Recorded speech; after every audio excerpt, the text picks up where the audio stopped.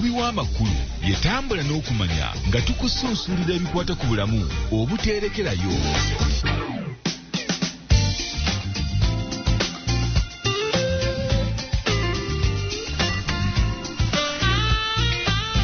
Weewaawo omwezi ogwokusatu nagwo tugutandise tukyebaliza Katonda eddakiika ziri nnyaze ezakayita ku ssaawa essatu ku Soul FM kwoli. Weebale kubanga okyatuwuliriza, weebale kubanga otwagala, weebale kubanga otuwa amatuugo every now and then ng'ogamba nti nze ku munnyu sisobola kubanga nvaako ku 17 mu kibuga Kampala ye radio maama waazo weekuweereza tusinzira mu kibuga Kampala waggulu mu ttala Lungujja wano wennyini junction eya Lubiri secondary waliwo police awo wennyini wali ekitebe ekikulu ekya Salt. Nkyogera okuzigirira gwe mukwano gwange akola business nga wandyetaaza okulanga n'omukutu oguli national va mu kulangira ku mikutu nga ne bw'obuuka district emu yokka bweti station eyo mweri tewali agiwulira.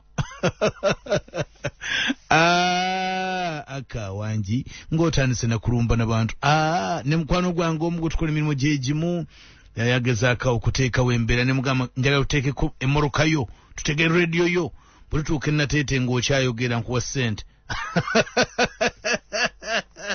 Yebazibwe Mukama yatuwa Soul FM etambula amawanga gonna 17 mu kibuga Kampala 98 ejjinja 12 Mbale 97 Mubende 95 Mbarara 9 Fort Poto ne ku Soul Media app nga kwoli kuwuliriza mukwano webanyo balide ddala abali wonna emitalo w'amayanja tuwawanye ekitiibwa tubaagala nnyo tubasabira era nga tubagamba nti weewaawo wande notusaba naye namwe mufukamire fisanga yakadde mukwano gwange osabe yogerako ne Katonda we yakuteeka mu nsi eno lwa kigendererwa era amanyi kikyoli na kikyoliba kale n'olwekyo togayaalanga okwogeranga ne Katonda we naddala ku ebyo by'olowooza nti bikalubye. Leero nno tuli mu kisiibo ekyennaku 14 nga tutambula twegayirira Mukama okujjawo ekkoligo aligirewo ddala obeere ddala wa mukisa nga bwe yagukusuubiza nga bwe yagukulaganya ogukwateko. Nkuzigirira ekifo kiri kimu kyokka ettaka ettukuvu woofukamira bw'oti n'ogaa nti ayi Mukama nfukamidde ku ttaka lye wampa weewaawo mpa omukisa gwange ye Canaan Land. Kwata ekkubo ogendeko Canaan Land House of Prime Ministers International ye church Makerere Kikoni we tusangibwa fukamira wansi awo essaawa yonna w'ogisangira nga zigule kanisa yingira fukamira wansi saba. Omusumba Makula Bujjingo yafukibwako amafuta n'abaweereza bonna ba House of Prime Ministers International we bali okubanga bakuweereza mu lunch hour n'olunaku olwaleero okutuusa olunaku olwokutaano. Oh my goodness, twina overnight. My bannange tusabe nnyo ensi Uganda weeri ng'ebbeeyi y'omuti gwa sabbuuni ejulirira okugula ensawo ya sukaali. Kiki kye tuliko mu Uganda? I will not stop speaking about this. Bamemba baffe aba parliament bannabyabufuzi muleme nnyo okulowooleza nsi eno tumusobola okuteesa ebintu ebigasa ensi eno ng'omuntu asookerwako wansi takyasobola kugula kitole kya sabbuuni kunaaba. Ekyo nga akankyogedde authority empeebwa okwogera ku nsonga eziruma abantu omuzindalo guno ne gunteekebwa mu maaso sisobola butayogera ku nsonga eruma abantu. Kyannaku nti weetaaga almost omutwalo gw'ensimbi mulamba okulamuza omuti gwa sabbuuni okuva ku dduuka kyokka ng'ate kiro y'emmwanyi tennaba kusukka ssente zigula wadde kitundu kya kitole kya sabbuuni. Tukirowoozeeko bakulembeze baffe ku mitendera gyonna okuva ku chairman LC1 okutuuka ku chairman LC5 member wa parliament okutuuka ku speaker waayo LC1 wa NRM okutuuka ku ssentebe wa NRM okuntikko National Unity Platform bannabyabufuzi abalwanira eddembe ly'obuntu wano ne bweru w'eggwanga nga temunnaba kwogera nnyo ku lutalo lw'e Russia nga temunnaba kwogera nnyo ku Ukraine yakakuba ennyonyi mmeka. Tusooke tulowooze ku munnakyaggwe ku munnabuddu ku munnafooti ku munnambaale atakyasobola kunaaba kutukula nga sabbuuni tamulina. Tuddeyo mu bikoola by'amapaapaali eyensi yaffe gye mwagala egende akonkayisizaawo. And I'm not going to stop doing this. Tuleme kubuzaabuza nsi eno, tuleme kwefuula abatalaba. Ebbeeyi ya sabbuuni bwe wabaawo ekintu kyonna ekisobola okukolebwa kikolebwe. Mutereeza omuntu wa wansi bambi tanyigirizibwa nnyo okutuuka awo. Mulinyisa amafuta gammwe abavuga emmotoka naye akasabbuuni omuntu asobola okukafuna.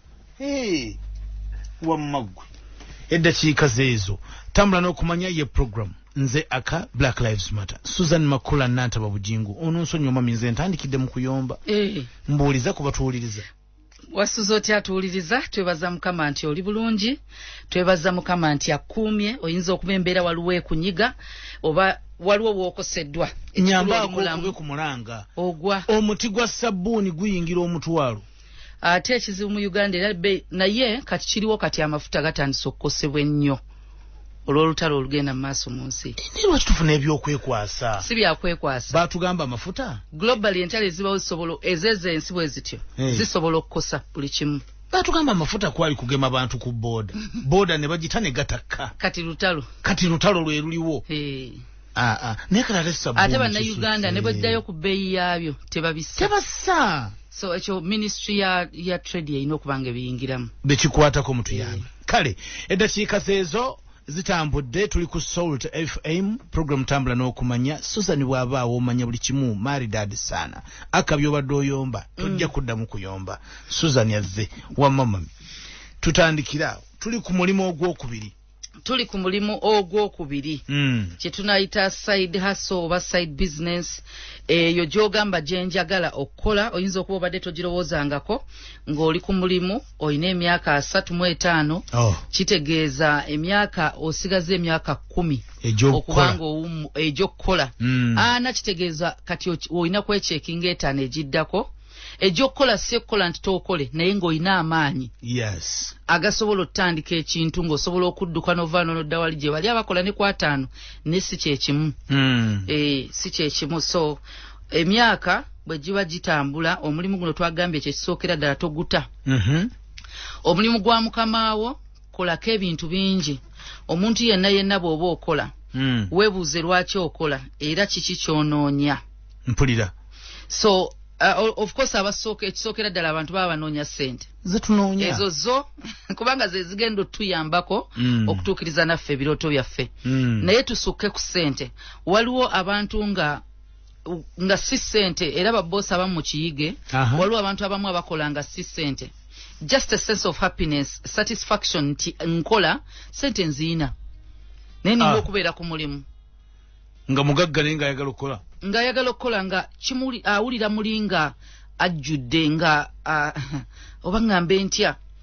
Satisfaction nga awulira mu mativu nkeera ku makya ngenda n'enkola nina kyenkola ekyange. Waliwo olinga ne ssente za family yazifuna azirina naye nga awulira ezize kankwate yezange oba giri 5 oba 10 akeera n'agenda n'akola. So genda at least ofune ku mulimu ekyo. Naye n'abantu abalala kye tulina omumanya nti emirimu gino Mukama wa akuwadde opportunity, akuwadde amasannyalaze, akuwadde amazzi, akuwadde buli kimu ky'okozesa. Oyongere ku kumanya kw'olina skill yo. Kati Mukama wa akuwadde ky'otaasobola kwetraininga, akuwadde training. Otyo ku mulimu kw'oli ssente ezo zitunuulire, naye ate tunuulira nnyo obumanyirivu bw'ogenda ofunawo. Obw'olina okutwala mu kikyo. Obumanyirivu bw'ojja ku mulimu gwa Mukamaawo. Waliwo abantu abamu ng'oggyeko skills. Abantu abamu ebintu ebimu bye tuyiga tuzuulirawo talent zaffe ku mirimu. Yes. Talent ng'ozitadde wali, waliwo kye tugamba nti you earn respect ng'okola. Ekitiibwa kibukuwa. Ekitiibwa ky'oweebwa oba mukazi wo, abaana bo ku kyalo, bw'obeera abakulaba. Omulimu gwonna Mukamaawo at least kyakuwadde, akuwadde ekitiibwa. Akikuweesezza. Akokeera n'ovaayo. Ky'anagamba mami wange yagenze kukola. Abaana ne bagamba daddy akola. Edda nja kugereza nti omuntu bw'agamba nti nkola mu Bank of Uganda ne bw'aba akuula muddo. Nagwo mulimu akola mu bank. Era obujagendera nnyo edda obufere bwabanga nnyo mu mulago omwo nga basawo si be bafere naye ng'abantu beesiga buli akola mu mulago. Buli cleaner kasita ye omuntu aba mu uniform amuyita musawo. Nga bw'olaba buli muntu aliraana pasita bamuyita musumba. Mpulira. So obwo obwesige kitegeeza waliwo ekitiibwa ky'olina. Oba oli cleaner oba okola ki waliwo ekya psychologically abantu oba obatuninze nti odeserving okuweebwa ekitiibwa mu bwongo. So omulimu gw'okolako at least acknowledging nti Mukamaawo akuwadde ekintu ekitalabwa tekikwaatikako nenga kya muwendo. Very nice. It is respect. So bw'oba ovudde ne bw'oba obadde ofuna obukadde 10 n'ogenda nodda ewaka n'omalawo emyezi 2 ng'obukadde obwe 10 bukyakuliisa buli akulaga mu musajja awo nno tacha manyi bamugoba ku mulimu tebatunulira sente zolina ku account ne bw'oba buli lunaku kujja n'enkoko nga tokola aga naye omuntu oyo si mubbi sente azijjawa bamugoba kati ekitiibwa kintu kikulu nnyo. Oh yes. Kiringa bwe twayogerako lumu ku bakyala abafumbo. Omusajja ekintu kyasooka okukuwa buli omu kyatasobola kukuwa kitiibwa. Nti mukyala gundi. Akujje ku mwana wa gundi. Duli wabali bakurifaringako oyo muwala wa gundi. Kati ofuuka mukyala gundi. Oyo nantaba. Kati kikyuka. Oh yes. So mukamawo ekyo kyokka ekitiibwa kyakuweesezza kisooka ne kikuweesa ekiti n'owo omuntu oyo akikuweesezza ekitiibwa. Era kibale nnyo ebintu bye tulaba bireke tujjako eby'amaanyi ate bye tutalaba. Yes. Nkwagadde. So kati at least ku mulimu okwo kw'ogenda okukola olina respect gy'ogenda ogenda kufuna waliwo kye bayita job satisfaction n'omanya nti bannange nakedde nenkola kino nenkimaliza nokimaliriza. N'omatira nti olunaku nina nange kyenkozeemu naye waliwo kye tuyita networking kati ekyo njagala tunuulireko nnyo. Networking buli opportunity gy'olina ku mulimu gwa mukamaawo akuwadde kye bayita abantu. Okay. Ne kabaka atalina bantu taba kabaka Bayibuli weeyogera weetaaga abantu. Yes. Abantu bano oyina making sure nti kangereze nti Salt Media ye human resource akuwadde omulimu ebbaluwa bagikuwadde naye buli mukozi gw'okola naye bakuwadde potential client wo kyekisooka. Potential client nti bw'oliba otandise business ne bwe baya micungwa oyina abantu b'ogamba nina bano bensobola otandikira kantu ayire rita kamyo omucungwa gugule kati basoose ne bakuwa abantu abantu abo be bantu bano betugamba nti bannange nina akabaga kankubire ku gundi. Mukama wo kyakuwadde. Mukama wo ayinza obutakuwa ssente z'amabugo akuwadde abanaakuziikirako. Takuwadde z'amabugo.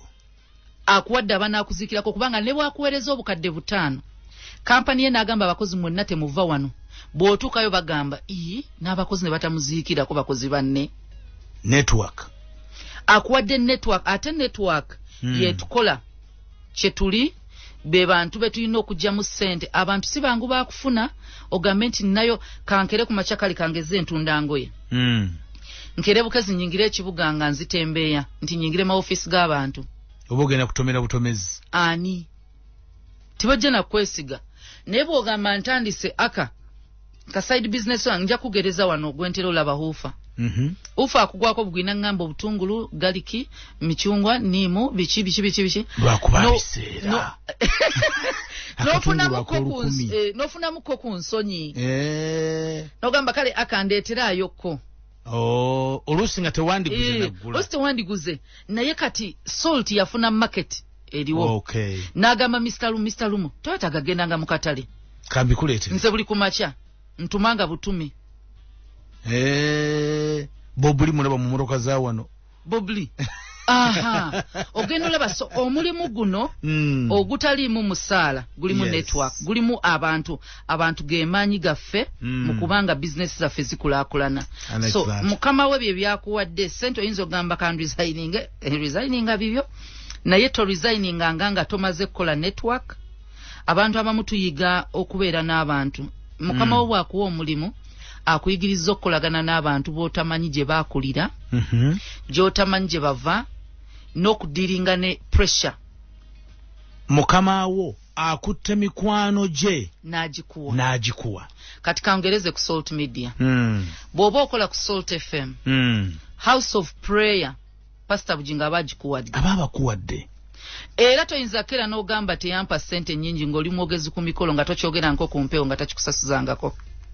Okitegeera kitegeeza mu Kanani oguba omutwalo gw'abantu at least oyinamu 2 abalokole bakola embaga weerange omugayi musumba ninayo kano juza ntiso yanga bananga amasimu gansta nezijako konako pani bamulya pani mikolo bichi ojja kwesanga nti kati sente siza katonda za kutaddeyo okufuna akuwadde bakiyita billboard yes akuwadde ekipande salt kipande kyo teekako abantu bakumanye sente zo teziri ku salt obukadde 2 bwonoonya buli mu house of prayer nti abantu be bonna bafuuse bantu bo what kati ekibuzo kiri nti go utilizing opportunity gy'ofunye what mukama buli lwayimuka n'ayanjula abakozi n'ayanjula ba client oba be tuyita ba sponsor abamu amakampuni agenjawulo gaba n'abantu bwe batyo yes nakuteeka mu office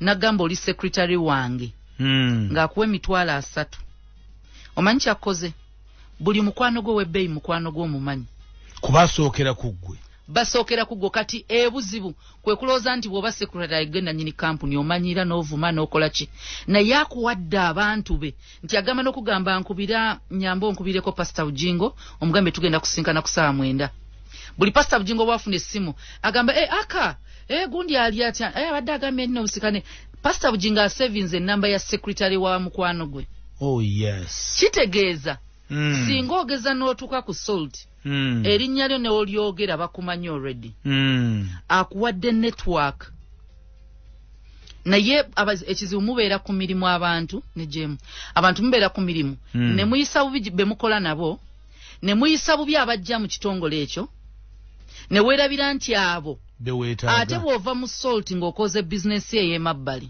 kwewanditandikidde nti n'ogamba bannange waliwo emirimu nga giwa sente nnyingi oli yakunganya kapito we ng'alinawo obukadde ne 10 obukadde obwo 10 n'atandika bizinesi yakusuubula amasuuti bw'atandika bizinesi y'amasuuti omanyi client wasooka boosi we owokubiri mikwano gya boosi we of course ojja n'omugamba musumba nze gundi naye olwayo sizze ku mirimu gya mukama wange aka ntunda amasuuti katonda yakwanjulayo dda mu ngeri endala so kati omulimu guno lwaki saagala oguveeko gwe gugenda okuwa abantu b'otandikirako mu side business yo bw'oba okutunda butunda be bano abasooka oba bukamule oba si bukamule bw'oba otunda nanaasi bano be basooka bonna balya bw'oba otunda bummonde ekintu kyonna ky'otunda buli muntu gw'okola naye asobola okuba nga client wo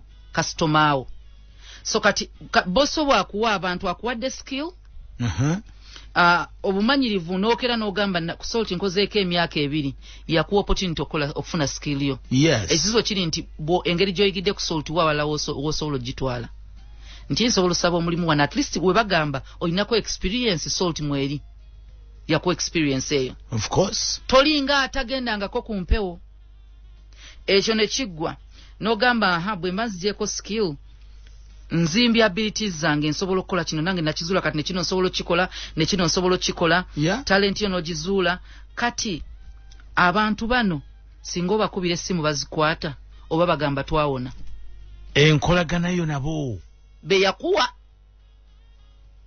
omudaala gukuwa bakasitoma naye bafuuka bakwano bo bw'osukka omudaala gw'ennyaanya n'otandika bizinesi endala abantu abo bennyini singa oba nga abayisa bulungi ogenda nabo ne bwe basaaluuni osobola obbasiba kituufu bw'obanga ovuga boda nga bakukozesa boda si yiyo tobeeranga kondakita gw'obavuga kitegeeza babo kati oli in charge ebyokunyumya ku lutalo lwa Russia lwa Ukraine biki tebikwatako ebikwatako ye muntu ono gote n'omugaba bannange ka business card kange kekano kola ka business card babukola obw'omutwalo buyinza okuba buli 2 bw'omala obukola buli avaako omugabe munnange ye namba yange bw'oba oyinanga ky'oyagala n'okudelivaringira nze ontuma mu katale n'embireeta of course naye ate nsobola okufuuka nga nze nkutwala nga nze nkubiranga oba ssaawa 4 za kiro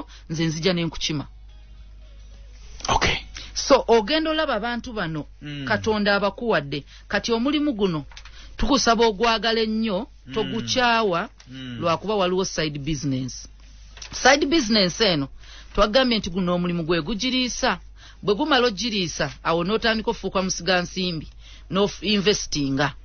Yeah. Kati bwo investinga kyo investinzemu kyekyo musumba kyabadde ayogerangako. Gwe mulimu gwo bw'oba olabanga investment eyo ate si gwe mulimu gwo kitegeeza okyayino investment eyo ezaali ssente ezikola omulimu gwo. Kati awo twasembye nti omulimu gwo wano ogenda gukola otya, ssente wano zinaatuuka nga weeziri okola omulimu gwo. Nga tukyakyebuuza ku Salt FM kwoli Malaika Institute biba kutuusaako tambula n'okumanya era nga bakugamba nti ebiseera bye by'omu maaso bisobola ddala okubeera ebitangaavu singa ogenda mpa Malaika Institute. Amasomo ag'enjawulo ge basomesa mwe muli fashion and design, cosmetology, hotel management and catering n'amasomo amalala mangi era nga bonna agakuguka bajja kuwa certificate oba diploma. Basinganibwa ku Ham Towers mwaliro gwakuna n'enkamwocha ekamwocha ku Old Kira Road okulira n'akatale k'ekamwocha webali bakuyita wewandiise kati enamba y'essimu y'aba Malaika eri 0758 132 232 0758 132 232 oba 0776 132 232. Malaika Institute, we teach people how to work. Ku Salt FM kwetuli tambula n'okumanya ye program. Susan, waliwo bannaffe nze ndi munnabitone era mbyagala nnyo. Waliwo abaana b'osanga nombuuza nti okola mulimu ki n'agamba nti ndi muyimbi, ndi muzannyi wa katemba, nga gwe mulimo era nga yasalawo okuyimba gubeera omulimu gwe. Ekikolwa ekyo kituufu kye boogera? Uganda kituufu, ne Uganda ne Africa njagenda ndooza Nigeria, South Africa ezensi ze zituuse ku standard ebeera nga ekitone ky'omuntu ekiri mu ati omwo gufuuka omulimu nga asukka okuba nti agenda n'azannya omuzannyo nga baba ne office nga kati nga bwe tunaagamba nti bakayimbira. Yes. Ensi ezo kye bayita bakayimbira kikusayininga nga kikuwa omusaala. Nkulaba. Tebagamba jangu kikubye gye banayita Eagles Production eba n'omusaala ogw'omuyimbi katugeze baziyita record labels. Yes. Basayininga omuyimbi ne bamuwa ennyumba ne bamuwa buli kimu ne bamuwanga omusaala ng'omulimu gwe gwa kuyimba. Baagringa bakola endagaano zaabwe.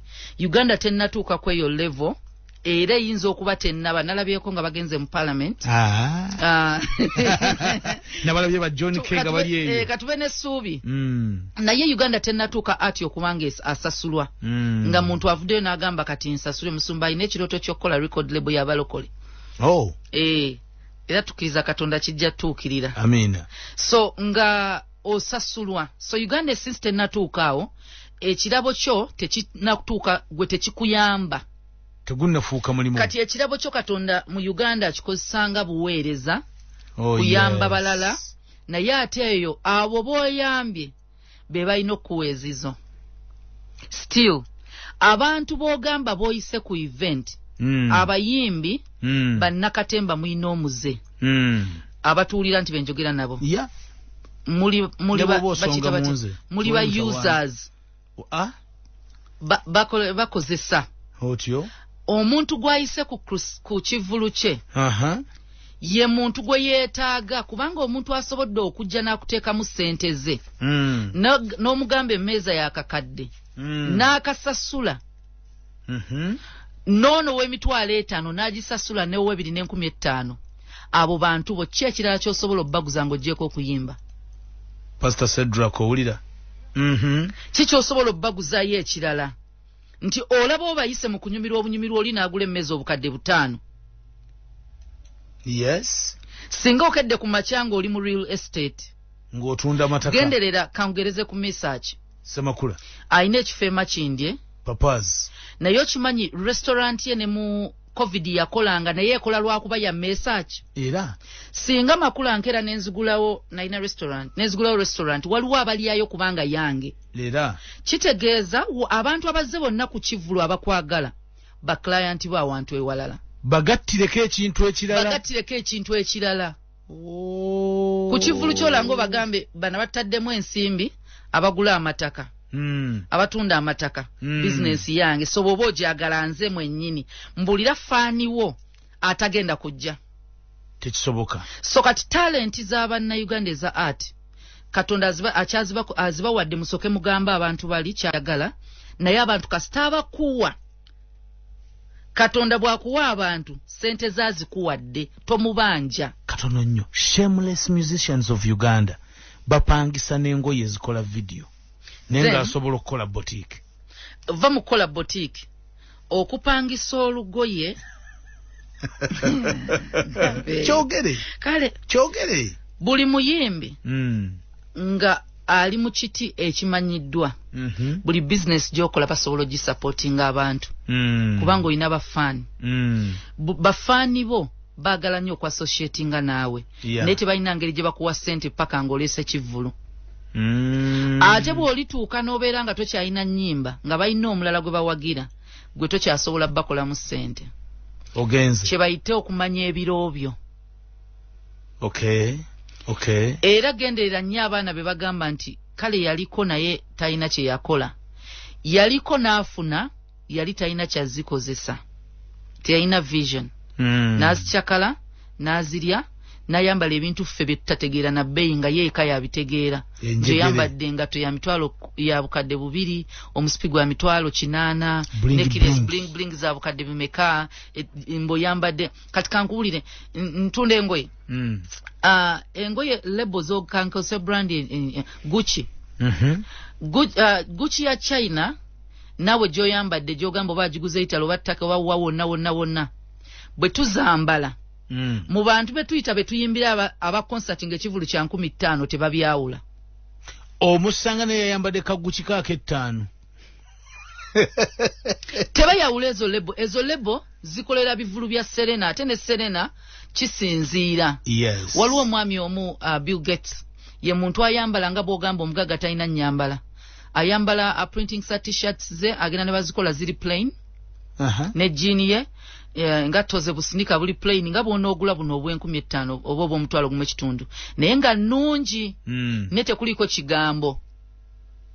Lwaki baamubuuza lwaki tayambala labels n'agamba tasobola wagira business mwatali shareholder. What? What is a statement here?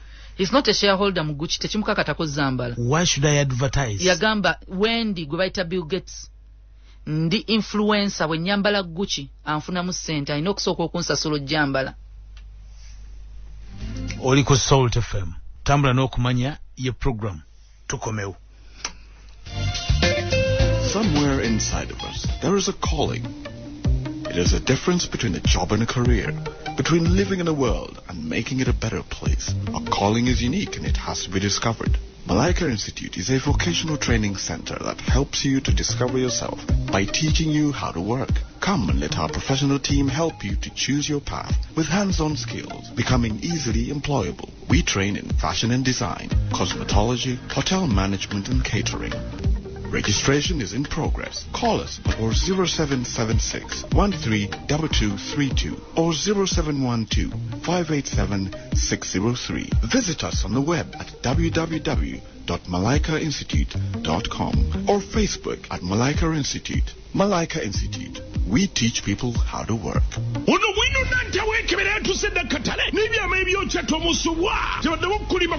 Ukraine and Russia. Ono wina lese bya maro cha America tesobola kutunuza buterevu mudumu gwa mundu mu Russia. Putin yanona atacha biduduma. Erochi yagano kuwasa.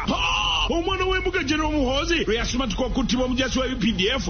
Kunyumiza atudde wamu. Engeri sejiro jebbe ebyama bya Bobi Wine omulino ebyo mu kisenge. Omubanda kai kunsolima abanene ziba musigamu. Emagere ne kamocha. Ebikwata ku mugaggo America agula obutaga ebiwumba ensigo. N'emitima n'ebitundu by'omundu ebirala. Ebyo bonna Uganda. Abatwalwa kubyeyo naddala mbuwalabu. Munzije kakajanja. Ebyabaddeyo nga Museveni akuba emmeeza ku bakazi abanene mu gavumenti. Okuli Nabbanja Anita Mong ne Jessica Lupo. Lwaki beerumaluma n'ebiragiro ebikambo by'abataddeko tukuddeko mu mboozi z'amazima gakawa ne Erika.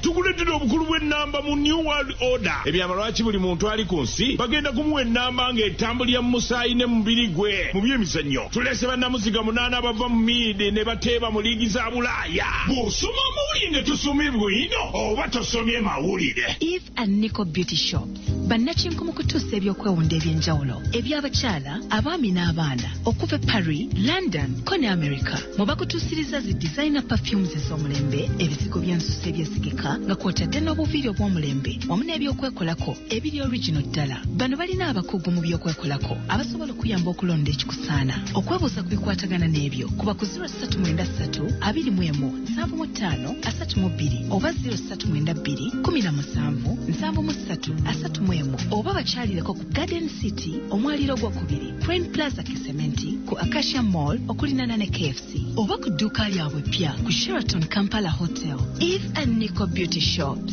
Wegatta ku Malaika Institute osobole okuba ekyomugaso n'okukolawo ebyenjawulo mu nsi yo. Jangu ofune obukugu mu courses ez'enjawulo z'oganyulwamu. Tulina emisomo gya certificate ne diploma mu fashion and design, cosmetology, hotel management and catering. Tusangibwa Makerere, Ham Towers, 4th floor oba Kamocha Old Killer Road okuliraana Kamocha Market. Okwewandiisa kugenda maaso. Jangu wewandiise kati. Kuba ku ssimu 0776 13 22 32. Malaika Institute. We teach people how to. I want you to fly, fly so high in the sky. And I want you to shine, shine so bright. 'Cause you're a star, dreams come true. Dreams come true. Me and you, me and you. Ooh. Every step you take, I'll hold your hand. I am here with you. Dreams come true.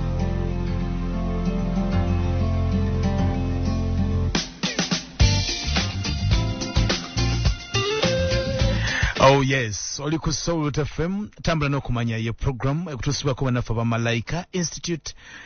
Malaika Institute bakutegeeza nti ebiseera bye by'omu maaso bisobolera ddala okubeera ebyokwesiima, bisobolera ddala okutangaala ne weeyagalira mu future yo.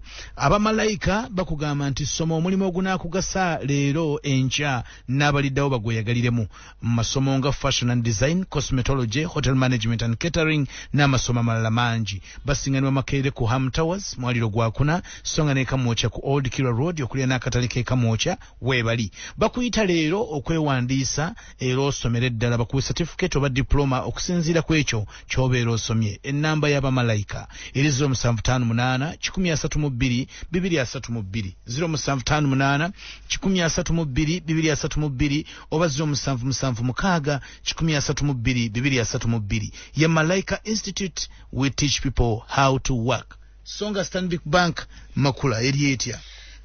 Omuntu yenna atwogera ku bintu by'ensimbi bw'obanga oyagala okubanga otereka ssente soko zitwale mu bank mu nnyumba yo tosobola tereka mu ssente ezitaba mmese gwe wennyini ogenda zikozesa ojja kufuuka emmese ojja kufuuka emmese so ssente zo ziba safe ng'ostadde mu Stanbic Bank agenda ogulewo account gw'omukyala agenda omwami n'abantu bannange tuyiga okukola tujja byogerako ze tuyita family accounts.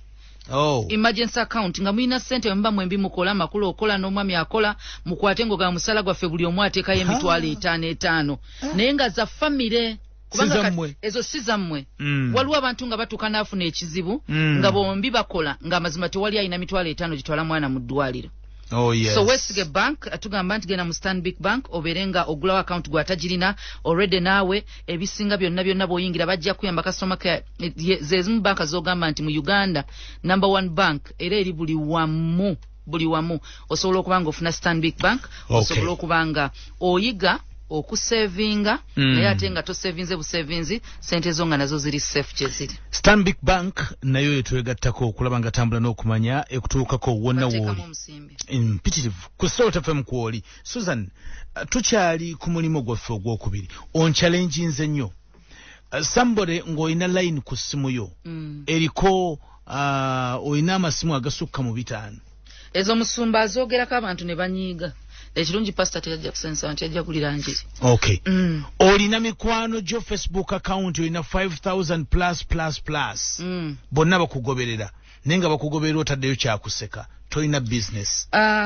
nga tetunaba nagenda naba ku social media tubadde tusooka kwogera kuba artist bombuuzizzaako yes abamanya mu Uganda abayitibwa abayimbi bannakatemba bandi bonna baserebu muyina okumanya kye muli mwegendereze nnyo omuntu agamba nti nkolera kino nanga nkuwe kati nze kankusalenga enviiri gonnange akufunamu abantu abalala 1,000 ng'akusaze ggwe enviiri ze wandisasulidde emitwalo 2 gw'okwogera obwogezi kati Bayibuli egamba omuntu alina ekitibwa n'atamanya abange ensolo ezizikirira otyo temumanyi kye mulina abantu waliwo projects abantu ze baagala ennyo tuyingizaamu awe Canaan mu church girl naye bonna tageti yaabwe bawala be baalaba ku Canaan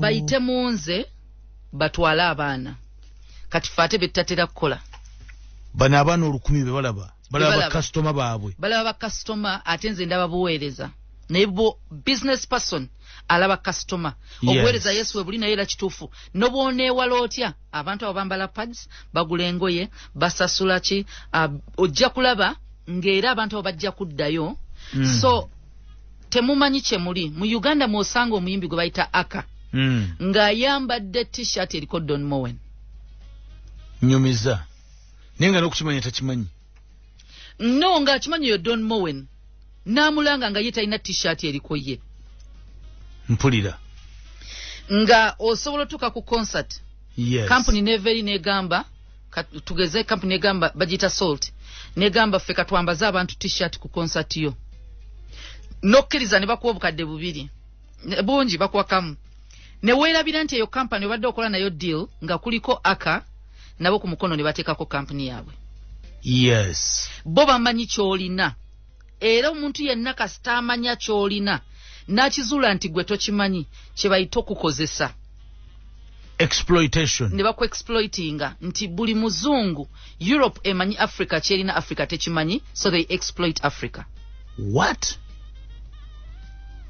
kati kyekyo ekitawaanya wano abayimbi tutunuulire abantu n'abasambi b'omupiira abayimbi b'ebweru ne bwe babokisa buli lwolaba Ronaldo nga yeeyambudde oba anywa amazzi oba ali mu kisaawe bokisa neegezeera bikanga eraga nti Adidas ezo ssente era bwe kiri kazibe socks kazibe engatto kazibe saaluuni emusasula si swapu mbuka tukusala olwange kiba bamanyi kyolina nti Aka ayina abamugobera ne baba 5 abataano abo singa bajja n'abataano oyo buli omu ayina 5 katukibale bwe tutyo oba kitegeera kinnumye nnyo ate Makula bw'akulangira saaluuni nga gyasibira nga nkyogerako abangoberera 5 ne bagendayo nabo balina 5 emabega waabwe kitegeeza from 5 ayingidde 5 emirundi 5 25 abalala n'aba 25 kuliko 5 olaba network we expandinze egenda mu saloon out of experience kati gwe bakusibidde ena n'olanga ekintu ekimuyingiriza abantu akakadde dozowulira kati wano bayimbi ba wano kabe munnakatemba ayambala enkofiira omuyimbi ayambala enkofiira ng'eriko Adidas kankuwa ekyokulabirako Susan mu mabaala wabweru eyo oli akwata amusore nja kukozesa erinnya litalinaako mutawaana akwata erinnya Chameleon n'amukubira Chameleon wa jangu onywemu n'amuyita Chameleon ne banne 2 n'amanya nti yo crate ya bia ya 6,200 n'agiteeka ku mmeeza bwe pa naye ebbaala ebadde enywesa abantu 4 olw'okuba Chameleon akyamye n'anywerawo ng'ajjuza omanyi sente zakozeemu kyebayita investment business person yotula n'okibala nti waliwo abantu nga tebafaayo kukolera ssente nga tafaayo naye tekinako buzibu kati tuyige nti emikwano gino tegyetaaga tuwa ssente nga tulwadde Yes. Obanga tufiiriddwa. Tulina kola businesses batuwagire. Waliwo omuntu nga mukwano gwo aka. Nga katugeze aka ne Makula tuli ba mikwano. Aka oyina restaurant. Yeah. Oba oyina saloon. Ningamba aka kanzije sigenda kuwa 10 n'ekyo. But emiya kutuula kaawo. Ne twekubye ebifaananyi ne tupostinga. Yes. Era bye twagala. Kibaita influence. Oh. Pastor Bujjingo alyawa. Oh. Singa pastor akera nagamba nze emmere yange mu kibuga nesiga restaurant yemu. Omanyi kyaba agikoze. Buli muntu yenna akkiririza mu Pastor Bujjingo. Eyo restaurant jaba yesiga. N'atamukkiririzaamu era gy'alaga. So eyinza okuba side hustle yaffe be bantu. Abantu bano tubawe business bajjamu ssente. Mu birobyo ebirobyo ebya kati oli ayinza okugamba ebiro by'abantu baserebu bikinedda. Waliwo ebiro eby'amaanyi ag'obuvubuka. Yes. Ebyo birobyo wakati w'emyaka 16 n'emyaka 4 oyina ebiro ebyokunoonya omulimu n'ebyoguweebwa n'ogukola. Osobola otembeeya ennaanasi kuva ku makya paka lwaggulo. Osobola waliwo abantu nga ssente muzisukkeko nnyo noonya opportunity ey'okukola. Ngenda kuwa ekyokulabirako. Tuyina olunaku olwajjo nabadde nina omuvubuka gwe nina okusinkana. Ekifo kya church kye twafuna tetunnakiranga we kiri nga tugenda tutandika okirabira. Twetaaga omuntu asooka okubeerawo nga caretaker. Omulimu gwange togaba. Anedda ssebo. Noonya abavubuka. Sagala abantu balina obuvunaanyizibwa navuddewo ate maama n'abaana bakaaba. So tunoonya caretaker kitegeeza making sure ekifo kitukula gw'omulimu. Yeah. Ekifo kyennyini kye twafunye nga kiriko ennyumba ey'okusulamu ye we twamuwadde ogamba nti mugamba ennyumba tugenda gikuwa ey'okusulamu ebyemmere biba bibyo tetuteekako badeni eyo. Bwerabirira ekifo kye. Bwerabirira ekifo ekyo. Naye ebyo byonna byonna nasoose mubuuza okola mulimu kinagamba ntembe ya nnaanansi. Ozimanyi zino n'ogula mu katale n'ogoba emmotoka ngo ab'ennaanansi ne mubuuza ofunanga mmeka. Nagamba oluusi ennyumba ennema mpangisa ennyumba ya $8,000 biki kitegeeza omuntu oyo ayinza okuba ta savingangako $20 omwezi. So ne mugamba ye kati ne mmanyi oyo opportunity ene esobola omukolera de sente se nnyingi. Ne mugamba oyagala sente mmeka tukuwa ennyumba amazzi gaffe amasanyalaze gaffe gwe weeriisa bweriisa. Nkulaba. Omwezi oyagala sente mmeka muvubuka muto. Nagamba $5,000. Oyo nga mubazi. Gamba $5,000 anti ennyumba yaffe. Okitegedde ekyo n'amasanyalaze n'amazzi. Nte sisobola kukolera ziri wansi eyo. Naye gwe akyogera mutembeyi wa nnaanasi. Asula mu nnyumba ya $8,000. N'oluusi emulema. Mu bye yayogedde yagambye bamubanja emyezi 2. Ekitegeeza asobola okufunako naye ayina okulya, ayina okweyambaza, ayina okukola transport, okkakana oluusi tubambita savinga kinene. Omulimu kye kyagumulemesezza. Taka wa 5. Wakiri addayo n'abeera mu nnaanasi ze. Kati ekyo bwongo kukibala nti bakusevinze renti, mazzi, masanyalaze, toyina transport agenda ku mulimu. Oyingiza mmeka omwezi. Ezo naziba savings. Wadde oyambadde masiki. Teyategedde muntu adiringa naye. Yaze ku salt. Mwanange. Bw'oba owulira komawo. Ofukamire wansi. Gwagenze omulimu. Simanyi kuddamu kubira abantu. Kati njagala kugereza nti waliwo abavubuka nga weetaaga opportunity oyingire mu kitongole. Naye kasita nkiyingidde bwe nti ebisigadde bijja kutandikirawo. Kubanga opportunity y'okukula mu bitongole olina kubeeramu. Tebakeera pastor Sawa yakeera bukezi n'agamba bannange nnoonya general manager wa salt n'alanga. Waliwo okukiranga naye waliwo abantu okukuzibwa. Bw'oba wasoma era abantu abasinga bw'oba wasoma ng'oli wa degree kwata omulimu gwonna mu kitongole ne bw'oba cleaner empapula zo zisigala mu human resource nti oli wa degree. Bwe baba banoonya omuntu basooka munda. Kati nti ebiro bya buli muntu muyina amaanyi g'ebiro. Tunulira risks nti ndi kukubo natunde omwana ne mugana naye okimanyi kukubo kwoli waliwo risk y'okutomera ng'odduka ogaba ennaanasi byonna byonna tabiraba. Ebyo nze njagala 5. No, omuntu bw'amanyira ssente z'olunaku ezo nfunyeyo 5 namanya nti anyuse nali erinda azina ali akatogo ke nagenda nachakalako guno omulimu ogwomugamba nti osula wano woosiiba ababana abataba bakyagala uchakala ali mukomera so omuntu oyina opportunity oyina ebiro by'emyaka gyo kola ofune side hustle ofune sente bwoba oli muvubuka special abavubuka abalenzi weetaaga okusevingira nnyo abagenda okukutunuulira Consult FM kwoli Susan otutemetemedde ebitiibwa byaffe obutabikozesa n'amanya gaffe okugaguzanga abantu abalala nga tetugenderedde nga totegedde nolaba muntu kwesibako buli wabasimbula akoliwa nakuteekamu amafuta nakuwa lanchi ne sapa naye nga ye alina kwabalira n'ogenda ku ssomero ly'omwana nga abasomesa ne baagala babakube ebifaananyi ebiri official ng'olina director olina headmaster ekifaananyi ekyo babamanyi kye bakyagaza bakiteeka wali ku gundi wano batimba ebipande byabwe ku gate ne ku social media zaabwe nti omwana wa Pastor Bujjingo asomera wano bo kibamala kale kibamala era singa Pastor akera nagamba mutabani wange naasomera mu aka secondary school ekanani oba owedde mwana wange mutwala Pastor ate ngompadde erinnya aka secondary school so ojasanga nga kiri awo so tulina bwe tuba byonna byonna tubikoze waliwo ekintu kye twetaaga okubanga tutunuulire nnyo omuntu yenna ayagala okuba ne business oba emulimu gwa family ng'otandika butandisi nga tolina ssente bakiyita money management okumanaginga ssente ffenna tuyiga buyizi tuyina background financial background ffenna embi nti bwe tukuzibwa bwe tumanaging ensimbi bwe tukuzibwa bwe tumanaging ensimbi otegeeza n'abantu betubeera nabo ewaka ssente baali bazikozesanga batya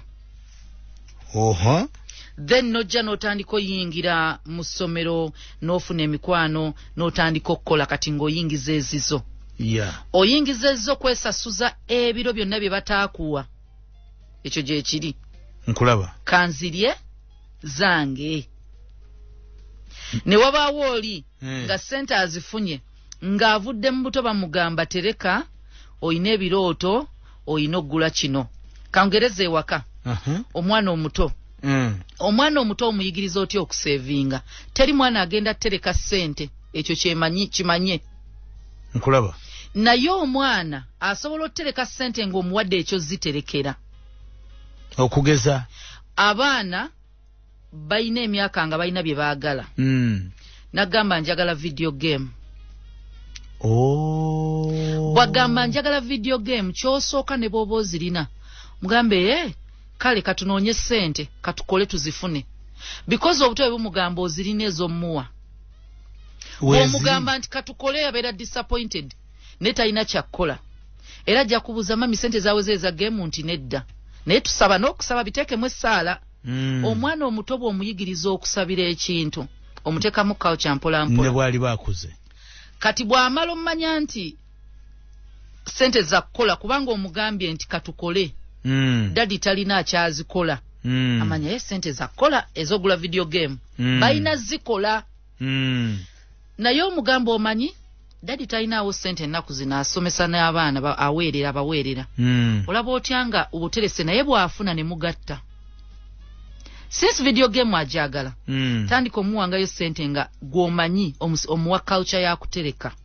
aterekere video game kitegeeza ayiza okuba n'ekiruubirirwa ayiza okutereka n'okukikolerera kubanga bw'aba akimanyi nti kangereza abazadde ewaka ewaka ewange pastor akera bukezi n'agamba ani yayozezza emmotoka nti aka n'akuwa emitwalo 5 ng'abadde alina kuwa gumu ku washing bay akimanyi ya mutwalo gumu naye kisooka encouraginze abalala okukola emirimu ekyokubiri ez'obwereeta zikuwadde akulaze nti ozinazikolerera kati egy'etaano activity giteeka ewaka rewarding yokka abaana abakola olaba obabala tebaakole bw'akola n'omuwa ssente mugambe by the way wali oyagala video game olaba otya nga otereseeko lyako naye ze nkuwadde sooka otoleka eza Katonda bwe bayigiriza omwana mulekerawo okuwa abaana ebiweebwayo by'ekkanisa abaana obba ntwalayo ekiweebwayo mu kkanisa twalayo tithe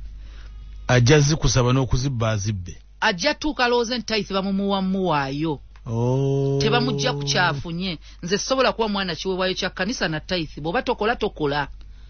Era sigenda kuwa ssente oba olina 13 ogenda mu kyakisiina kirabo kyakuwaayo bw'onofuna ssente toolako kiweeyo. Kati messages sindikibwa kuno. So omuzadde bw'omwana bw'omuyigiriza saving culture n'atandika otterekera sukaali n'atandika otterekera kanja kuweereza nti waliwo lava mbi gye tulaga abaana nitubawa buli kimu. Naye abalala tandika okuba kati ng'okiyigiriza nti omwana bw'akeera ku makya ne mugenda mu dduuka ng'okoze budget. Tugenda laba ebintu bw'okola budget genda naye muyigiriza okushopinga. Okay. Bwe mutuuka mu supermarket n'ayagala ekintu ekitali ku budget mugambe londa ku budget kye tuba tusazaamu tugule ekyo ky'oyagala. Abaana abato ye buntu asazaamu sukaali abamanyi nsobola odiya nga temuli bw'amusazaamu muzadde munnange tomugula tokaayana mugule akamotoka kaayagala. Bwe mudde ewaka gwe making sure omwami wo muwa sukaali. Ono omwana tomuwa sukaali amanye nti yasaddaaka sukaali n'agula akamotoka olaba oba naddamu okutawanya mu shopping. Katukomewo. Wegatte ku Malaika Institute osobole okuba ekyomugaso n'okukolawo ebyenjawulo mu nsi yo. Jangu ofune obukugu mu courses ez'enjawulo z'oganyulwamu. Tulina emisomo gya certificate ne diploma mu fashion and design, cosmetology, hotel management and catering. Tusangibwa Makerere, Hub Towers, 4th floor, oba Kamocha Old Killer Road, okuliraana Kamocha Market. Okwewandiisa kugenda maaso, jangu wewandiise kati. Kuba ku ssimu 0776 13 22 32. Malaika Institute, we teach people how to. I want you to fly so high in the sky, and I want you to shine so bright, 'cause you're a star, dreams come true, dreams come true, for me and you, me and you. Every step you take, I'll hold your hand, I am here with you, dreams come true.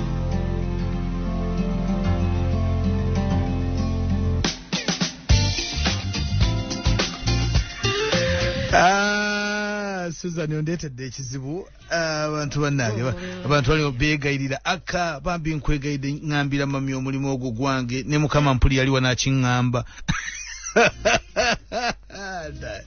Oli ku Soul FM. Susan is not advertising. Singa omulimu ngeza n'engulanga ekifo kiri kimu abantu basabe bameka ate nze simanyi kusunsula abantu. Okay. Ennaku zitambudde eddakiika ziri 4 okuwera essaawa 4. Malaika Institute bakwongera okujjukiza nti ebisaba bye by'omu maaso byetaaga ng'era bitangaavu n'olwekyo genda gye bali osoma amasomo muri fashion and design, cosmetology, hotel management and catering. Basinganibwa ku Ham Towers mwaliro gwa kunawa ne Makerere songa ne Kamocha ku Old Killer Road okulya n'akatale nayo gye bali. Bakubire ku simu yaabwe aba Malaika omanye bisingawo 0758 132 232 0758 132 232 oba 0776 132 232. Ye Malaika Institute, we teach people how to work. Akasimu akalungi aka MTN Careless bakaita itel A58. Akasimu kano keyagaza kaina screen erabika bulungi inches mukaga n'obutundu mukaga, screen emala esimu yonna, battery wangalira ddala, song memory card yako nene, design mpomu nnyo, emitwalo 27 n'ekitundu ze sente zokka ze kagula. Esimu enagirako datas GB 3 buli mwezi okumala emyezi 3, songa bajja kuwa n'ennyongeza ebitundu 10 ku 10 data gw'oliteekako ng'omugula ku MTN. Genda ku maduuka ga MTN wonna obagambe nti njagala itel A58. MTN everywhere you go. Aba Eve and Nico webali okutegeeza nti ebyokulabika obulungi kyama bakyesigaliza naye ate era bakikutegeeza nti ebyokwewunda okuva e Paris okuva e London ko ne America babirina design perfumes ez'omulembe weeziri ebizigo by'ensusa bitagenda kubutula n'obuviiri obutakuunyuuka ba Eva Nico bebabireeta balina abasawo basooka okwekebejja ne bakakasa nti bagenda okuwa kyekyo kyennyini omubiri gwo n'olususu lwo kye lwetaaga bakubireko ku 039 217 532 039 217 532 oba 039 177 331 039 177 bakyalireko ku Garden City Moyo gwa kubiri ku Crane Plaza Cement oba ku dduuka lya Bepiako Cashier Mall okulena KFC ne ku Sheraton Hotel mu kibuga Kampala. Eve and Nico bakulindiridde mukwano okukolako. Stanbic Bank ega tereka bulungi tereka mu Stanbic Bank genda ogulewo account mu Stanbic Bank o saving nayo olabe sente zo bwe accumulating okusinziira ku account gyona boguddewo akasente ko ka muwendo kakuume ng'okakuumira mu Stanbic Bank. Tambula n'okumanya ye program Susan eddakiika ziri 2 tuwunzike ebyaleero. So tugambye noonya opportunity weeri yonna noonya omulimu gwonna kye twasoose okulaga nti kye bayita ssente oba ziva mu kulongoosa oba mu kusima kitooyi oba ziva mu office zonna ziba ssente. Legal tender mu Uganda zikyaliko omukono gwa Mutebire omugenzi ziva mu Bank of Uganda zonna ku nkomero Musumba atero kigamba ku nkomero yaabyo ziba ssente. Yanukula ekibuuzo kino Susan ono agambye nti atunda dduuka lya mukama we naye yamusaba asiikeyo buukabalagala abuteeke wabweru mukama we n'amugaana okusiika kabalagala okumuteeka mu maaso g'edduuka lye. Omulimu guno mutuufu okusigala ng'akyagukola oba mutuufu? Mukama wo kyayagala kike? Waliwo omuntu nga teyagala bintuntu bingi mu maaso ga bizinensi ye, teyagalawo kintu kirala, wazze oli mukozi. Sittima jangu gambe Pastor Bujjingo ntunda herbal medicine njagala teeka mudaala wano mu compound ya Salt wagana libattima kale ku church timunange nti aka herbal center ngeri mu Kanani wadde tebankyamu business nkyamu naye nannyini kintu yagenda okusalawo. So sittima mukama akutuweera omukisa siiba bulungi weeraba. byowulidde katukkirize nti obitegedde kati konoobiteeka mu nkola olwo ogwaffe nga guwedde. Tambula n'okumanya tunaatandikiraawo.